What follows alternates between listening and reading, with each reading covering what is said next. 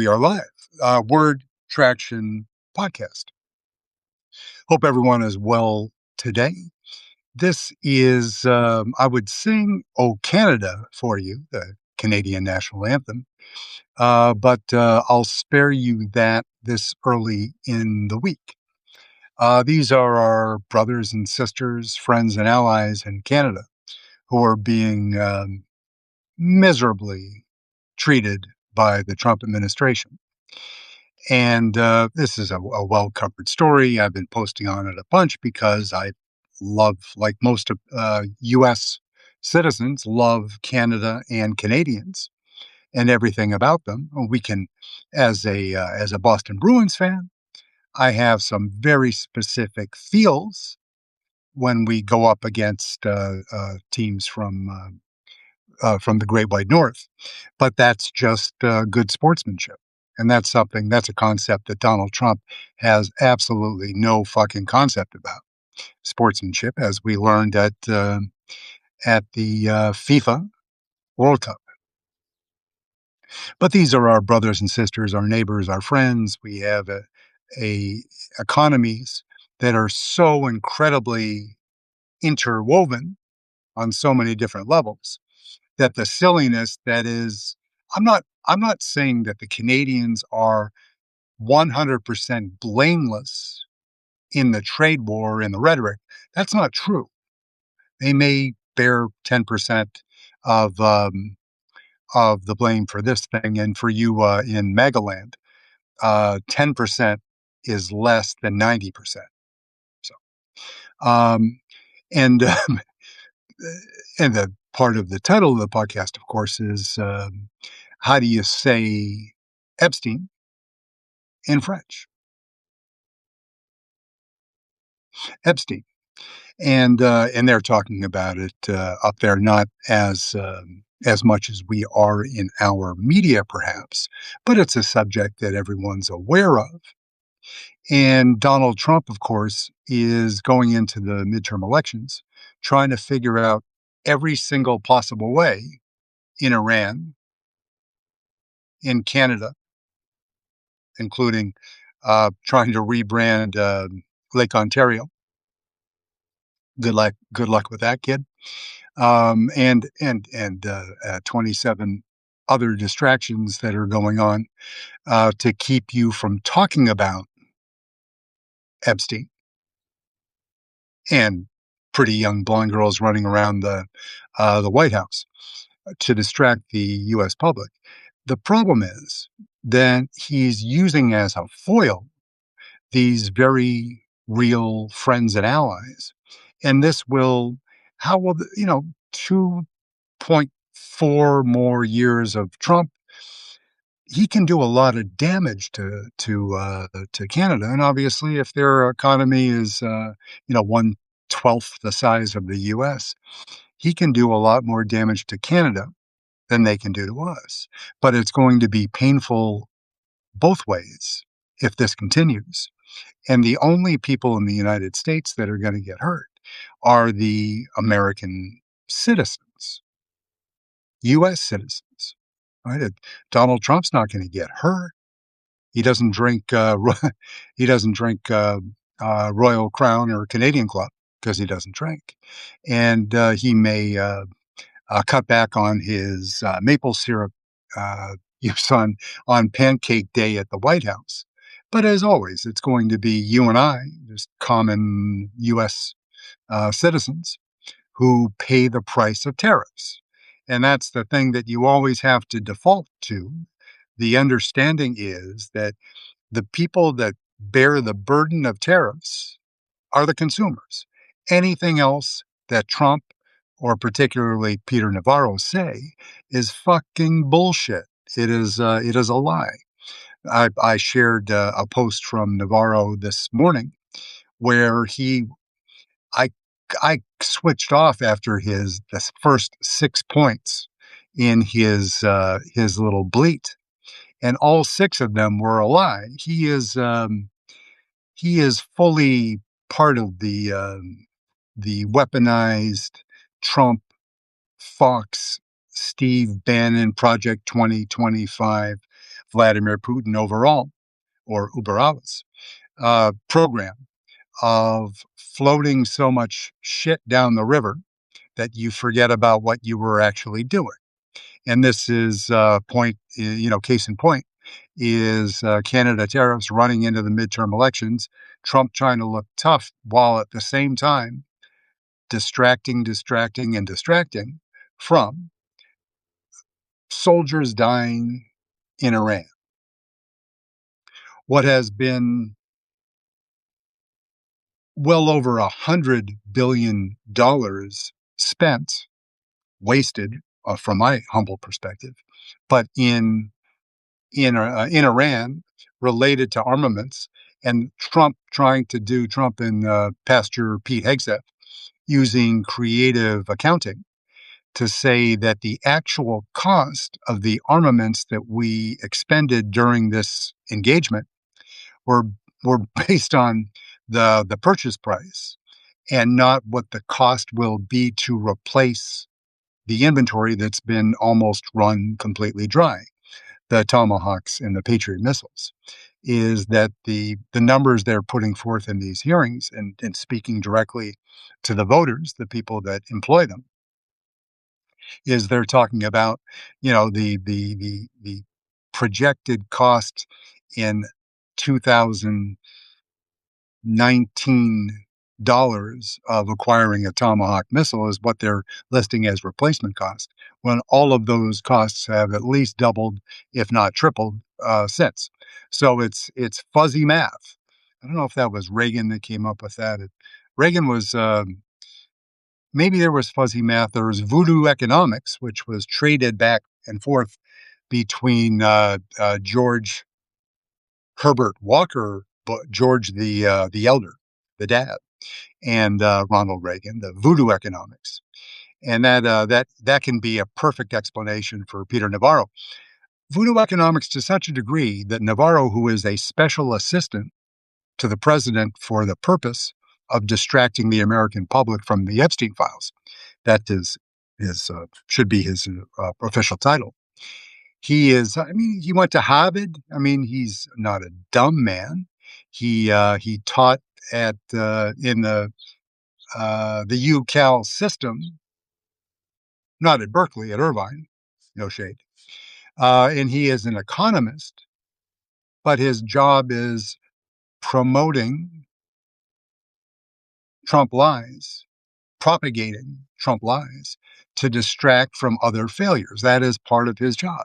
Like Kevin Hassett, who is the White House Office of Economic. Yeah, so that is when you get a new figure on jobless claims or other more useful leading economic indicators, and they just spin the shit out of them, and they just say things that are complete bullshit. It's like listening to a conference from the infector in chief, RFK Jr., and talking about no, we have the lowest rates of X, Y, and Z anywhere in the world.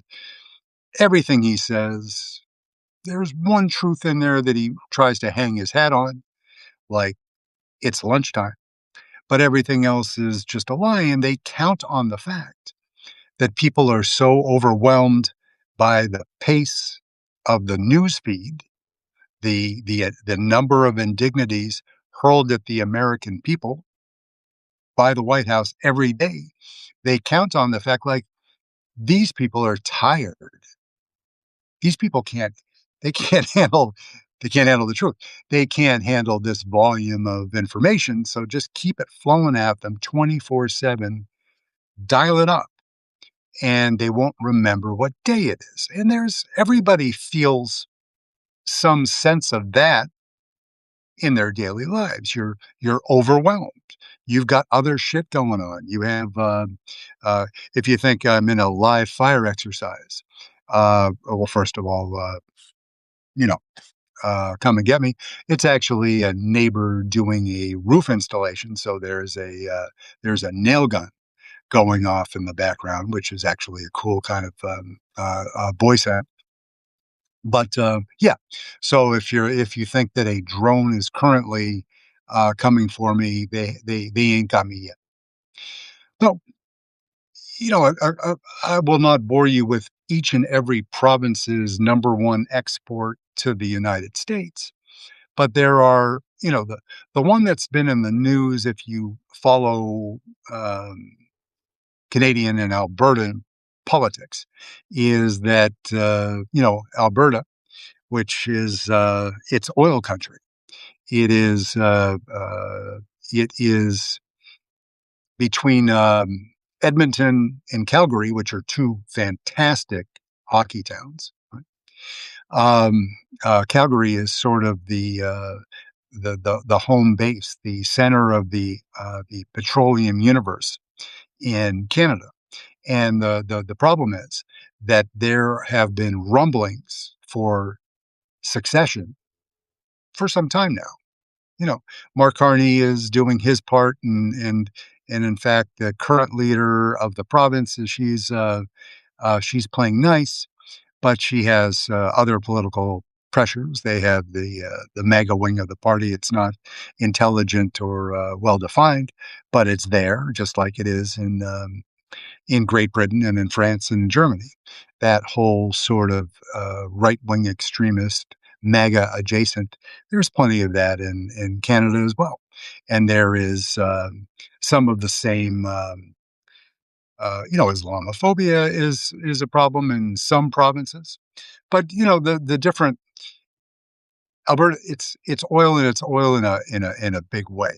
There's also you saw hopefully you got to see Doug Ford, who's the premier of Ontario, and he is that's Toronto, not Toronto, Toronto, and he's saying that I got a big enough ass for Donald Trump to kiss it. So, which you gotta Doug Ford. He's kind of like rest in peace.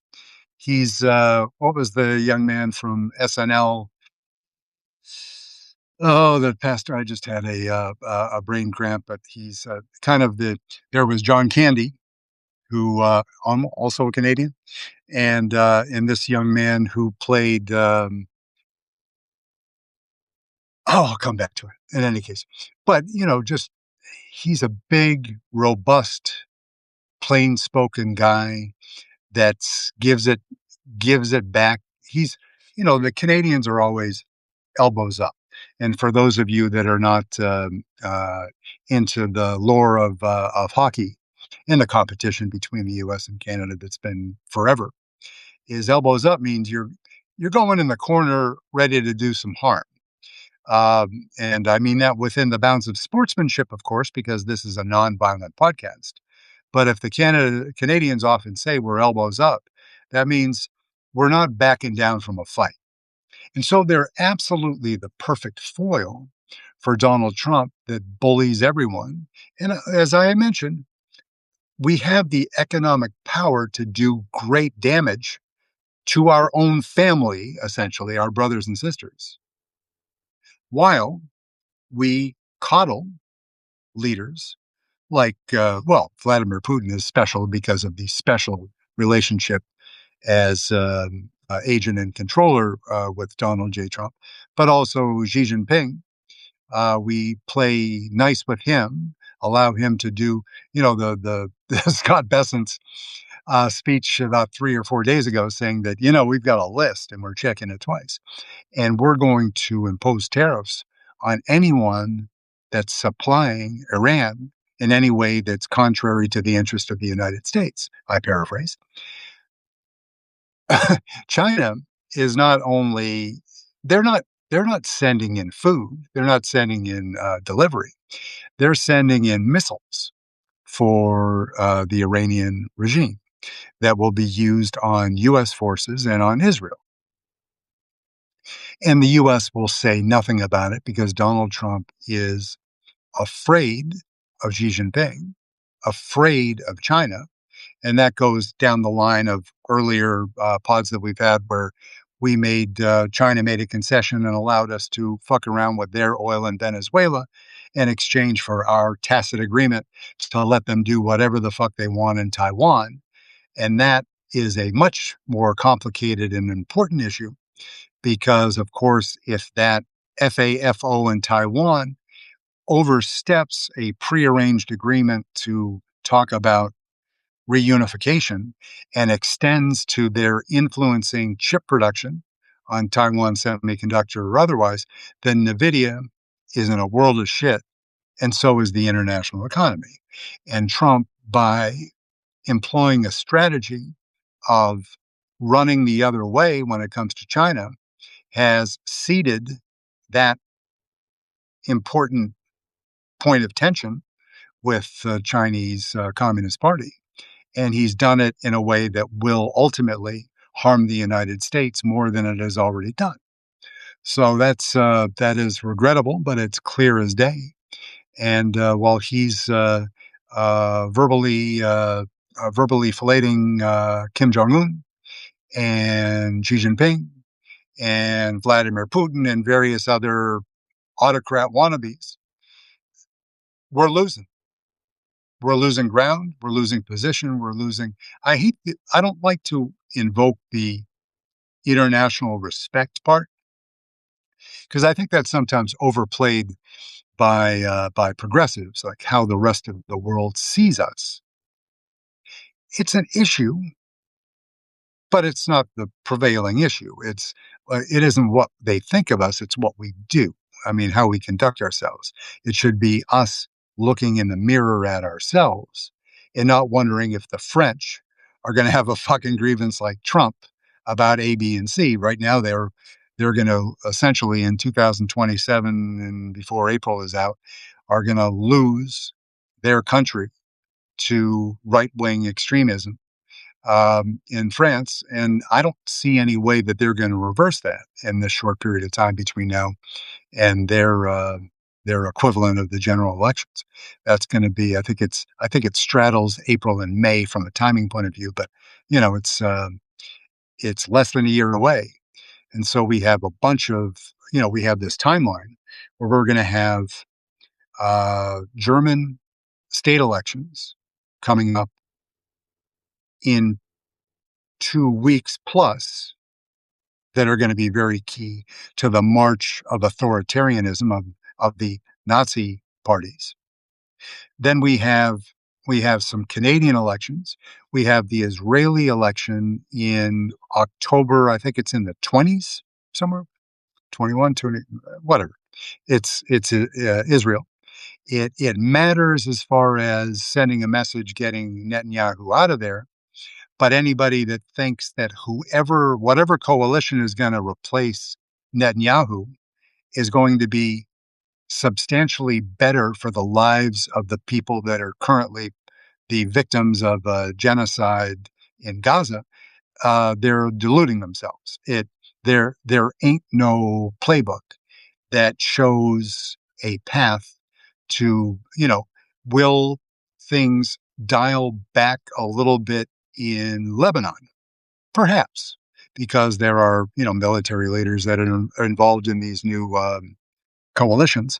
Will they make a strategic decision to pull back from Lebanon to some degree? Don't know. But anybody, it's Netanyahu is easy to pick on like Trump is. They are people. It's not anti-Semitism. Many people across this country who love the United States of America despise Donald Trump because he's antithetical. He runs contrary to all of the principles that make this a great country. In Israel, not a Jewish guy. Read a little bit. Bibi Netanyahu, is running to stay out of prison, which was, roll it back. That's Donald Trump 18 months ago. But he's running to stay out of prison for corruption charges that are essentially proven already. And doing all of these things to, like Trump is distracting from Epstein, going up to the election, Netanyahu wants to distract from the very correct inquiry into his rule in the failure that led to the October massacre in Israel and the kibbutzes and the youth music, the whole October 7th disaster a couple years ago. There hasn't been an investigation into where the fault lies. Again, many people were murdered in their homes, in their beds, kidnapped, raped, hostages, no excuse, no justification, nothing. There is nothing any reasonable person could say to justify that as a necessary, excusable behavior by a combatant, right? That even though Israel is at war with the people that caused that to happen, what role did the negligence of Bibi Netanyahu, Likud, and the wider government, Ben-Gvir and Smotrich, what role did they have in the failures that led to that most horrible day in Israel, most horrible day in perhaps Jewish contemporary history since the Holocaust? What led to that? That's something that needs to be investigated. Just as many people are saying with Donald Trump that if you get hung up in you want to do another impeachment. I'm this is maybe this is a distinction without a difference. There is value in investigations without perhaps referring to it specifically as an impeachment trial, and the vagaries of that, what it turns out to be, what can happen. We have to win the midterms before any of these things become possible. So let's focus on that. And then we can do the word salad thing about, is there value in not impeaching Trump, but instead impeaching Pastor Pete Hegseth, right? That there's a way in a more strategic manner to get at people that are more vulnerable because the Supreme Court has treated Trump and and all future American presidents, U.S. presidents, which is very disturbing. But is there a way to, you know, are you going to waste your money impeaching, Stephen Miller? He'd probably enjoy it because he's kind of, a sadomasochist kind of dude. Marco, don't waste your time. Is there someone else that would be would it be equally instructive to bring somebody else into that process? I don't think so. If it's not Trump, then it's Pastor Pete and Mark Wayne Mullen again. I just want to not see his face. I don't mean that in a violent way, but never see his face again. Just go off into obscurity, and never to come back. Go and do your lobbying thing for Oklahoma uh, sheep herders or whatever the fuck you do out there, and piss off. So, yeah. So that's but as we put our arms around our Canadian brothers and sisters, and again, we were doing the what really matters, massive trade relationship from left to right. That's British Columbia, right? Vancouver, one of the most one of the most beautiful cities in the entire universe. The way that Vancouver, British Columbia, not Washington, blends into the ocean. It's if you've not been to Vancouver, it's worth a visit. And the thing is, every time you go to a Canadian province, you're meeting Canadian people, and they're so nice. I'm from Boston, not New York. If I were from New York, I'd be suspicious. I'd be checking my wallet because, see, these people are too nice. What do they want? Conspiracy, Trump. But, the soft lumber. which we use to build things like, oh, I don't know, like homes. Very important, British Columbia. Keep rolling along, and then we've got oil. We've got, in Saskatchewan, we have, potash, right? Which is, a key component in fertilizer. So keeping our plenty of agriculture throughout, what might be a Canadian breadbasket there in the northern Great Plains. You need a lot of fertilizer. Obviously, there's been a fracture in that whole supply chain because of what's been going on in Iran and in the Middle East, that we can't get shit shipped there. Canadians are fine. So there's that key ingredient to making fertilizer, oil and oil and oil, and that's in a number of provinces. If you go way out east, then they're doing more refining than drilling, and that's fantastic. In the center, um, Ontario, Doug Ford, near outside of Toronto and other places in the beautiful province of Ontario, a lot of American automakers have assembly plants there.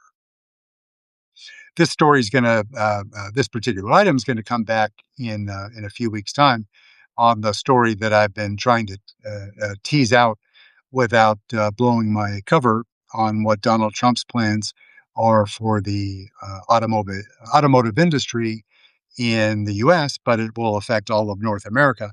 Ontario, Ford, GM, Stellantis, all they all have plants there, and they all do some production there. It's an important employer and has been for a very long time. And then if you get over towards Montreal, the neat thing that's going on there in Quebec, the province of Quebec, which is Montreal, is the language, the French language rules. Each of the provinces, they develop their own, kind of like American states, except right now Donald Trump is breaking it. They are responsible for their own education system in each of the provinces, and in Quebec, French is the primary language. It's the only Canadian province where French is the primary and English the secondary, and that's fantastic. If you ever spend any time in Montreal, which is a place for myself, growing up on the East Coast of the United States, you can, as you get into the fall, you get into an automobile and you drive north, through Mass, New Hampshire into Vermont, and you continue north. You drive through the beautiful capital of Vermont, Montpelier, the beautiful gold dome of the State House. You drive through groovy UV, which is University of Vermont in Burlington, and on up into Montreal. And it's Montreal is like Paris, but you can drive there.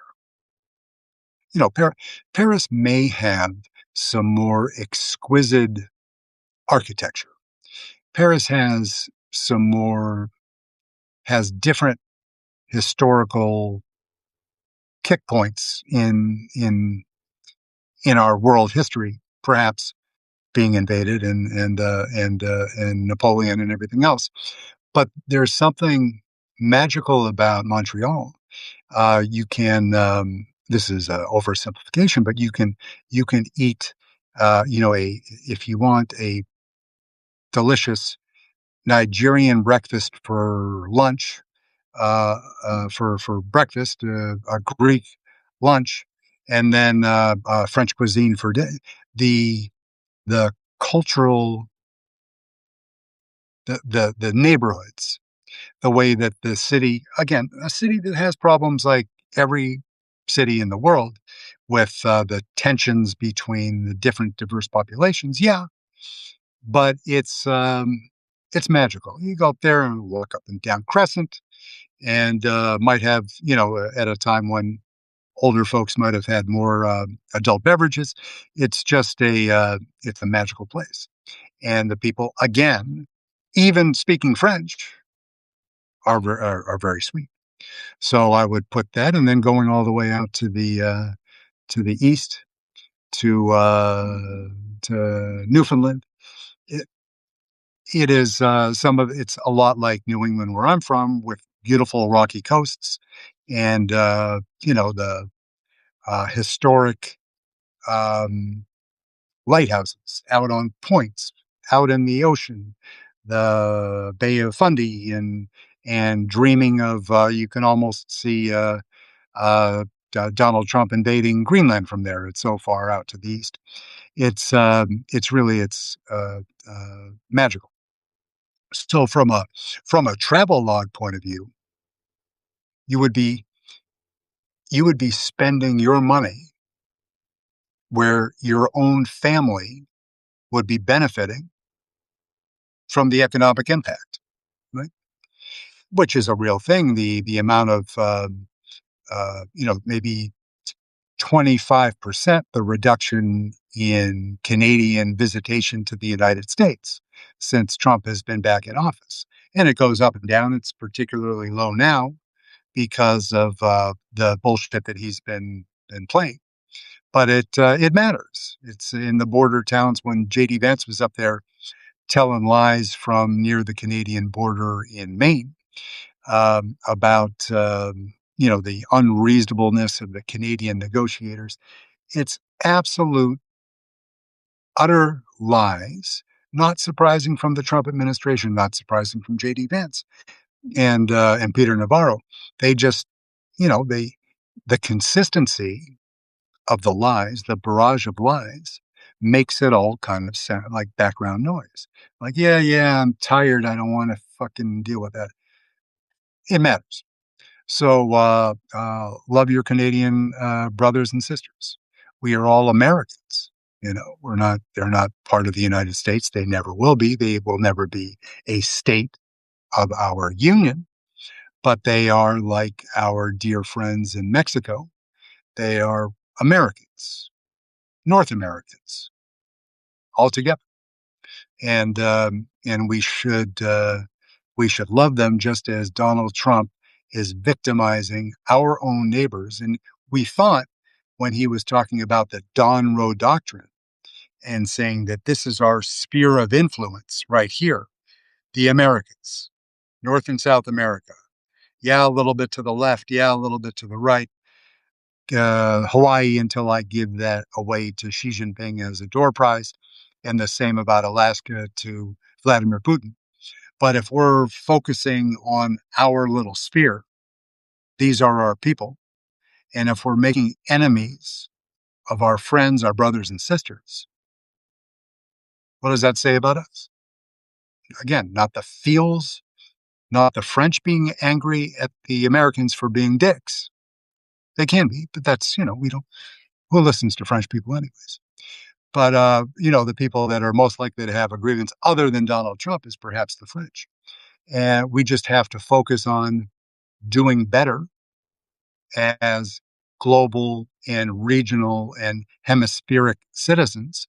And Donald Trump is doing everything to destroy those relationships right now. So thank you. And that is the big question again is how do you say Epstein in French? Epstein. That's Jeffrey Epstein. That's Epstein Files. And that is, again, Epstein in French, in Spanish, in Portuguese, in Chinese, in Russian. You pronounce it Epstein. And you stay focused on that to some degree. Keep it in there, hashtag whatever you do through the election. Just, we have to think in small increments, because otherwise we don't have the discipline to maintain focus on anything for too long a period of time. But now we're in the 2 month, just almost to the 2 month point before the midterm elections.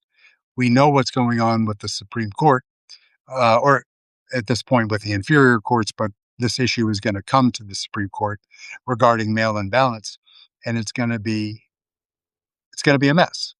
We know that. Can we fix that? Maybe. Can we have more victories in front of the judge in right here in Boston, Massachusetts, and try to prevail and prevent the USPS from interrupting the flow, because it's a two-way street, of mail-in ballots. I voted by mail in the primaries. The actual election is on the 1st of September, and mailed it, 2+ weeks ago. And that's just a convenience thing. I'm happy to go to a polling place. I may volunteer, of course, for the midterm elections to be a poll watcher. Watching for me is a different thing, but be an ally, if nothing else. Once you just a little plug on election integrity and participating and what you can do is, if all you can do, you don't have time to take off to get involved in campaigns, you don't have the extra money to send to support campaigns. I learned some very disturbing news about big money, big tech in super PACs, about a man that I voted for, and I did a deep dive on, but I learned some new things. And the great thing is, this is the midterm. This isn't that I'm voting on. This is not uh, the general. I'm not going to, not the midterm election. I'm not going to throw shade until I have a fully formed, verified opinion of what this particular candidate is, who he's getting money from, and why, and what is his statement about that.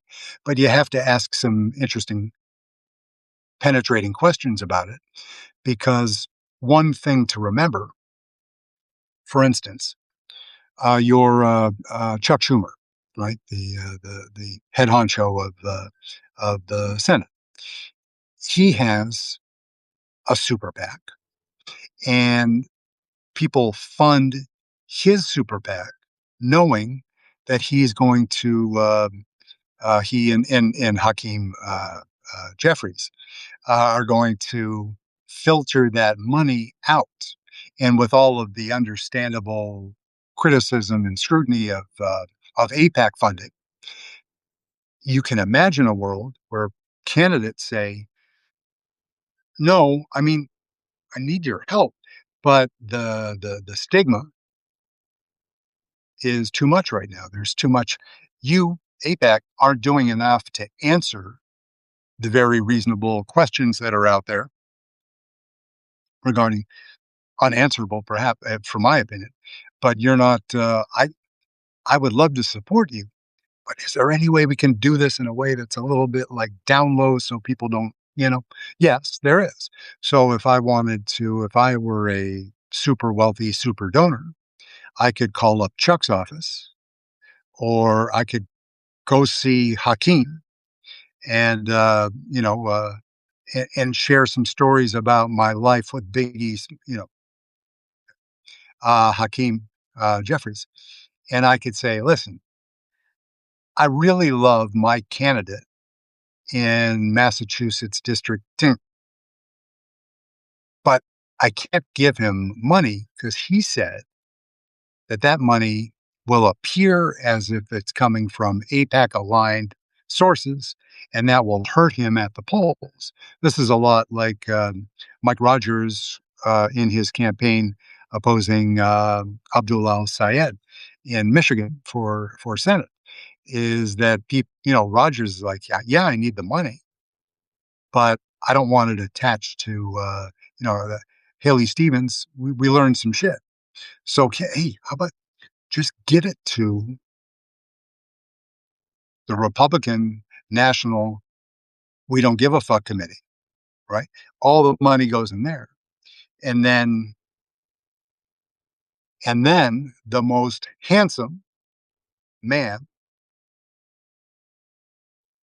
John Thune, the most handsome senator, the most handsome coward in the United States Senate. Excuse me, that took me a minute. I haven't talked about our beloved John Thune, for quite some time.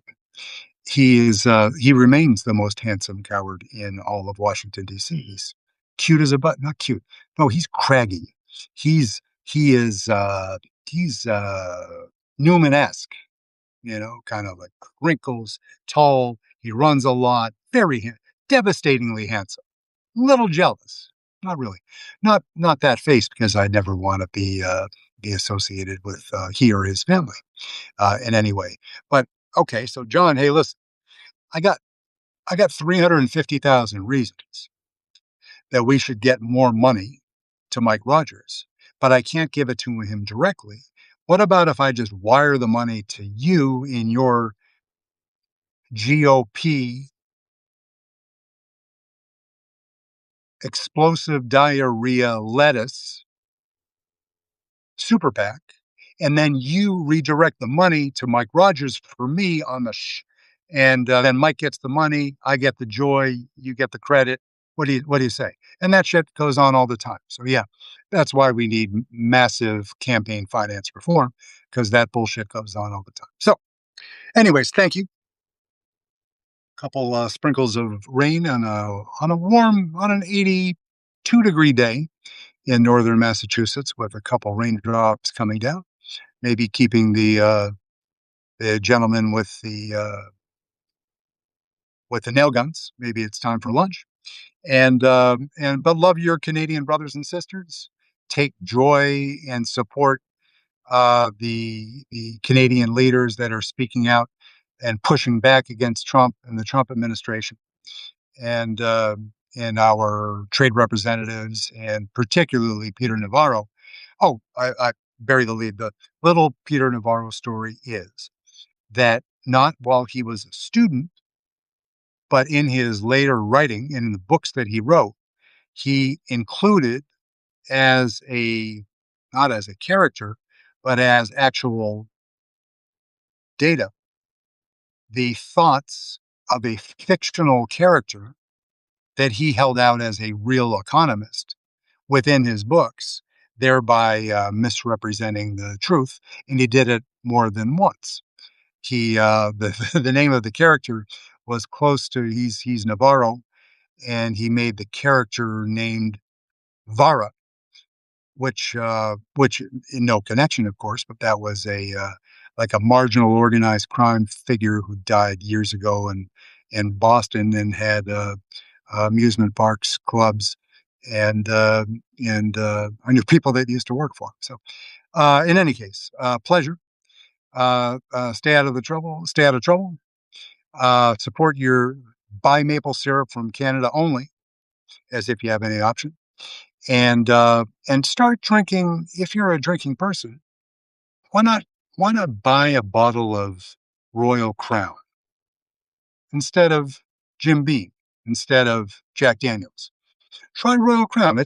I mean, I know from my youth, it's a perfectly good whiskey. It has provides the necessary effects. So support your Canadian brothers and sisters. Maybe a Canadian beer. Buy some Molson. You know, that's Molson Blue. Mol- Imagine they still have it. Used to have Molson Cream Ale and Molson Ale. Perfectly good, and yeah. So thank you, and we'll be back with you sometime tomorrow. Appreciate your help, your support, your questions. And I always say one last thing.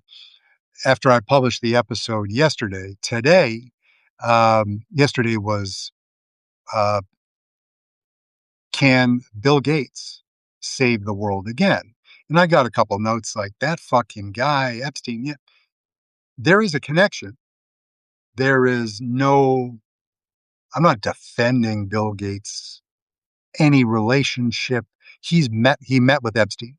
He contends and testified as much in front of Congress that it was fundraising for, he puts it in a very difficult position. He says, well, I only thought if I could get in make his acquaintance, I could raise more money for vaccine for kids that are dying in Africa and other places around the world, which is which is a cause that the Gates Foundation is perhaps the most has had the most profound positive impact of any other organization in my lifetime, certainly, if not ever, in the United States. Right? That's incontrovertible. My premise yesterday was, can he save the world again? Meaning, will we allow him?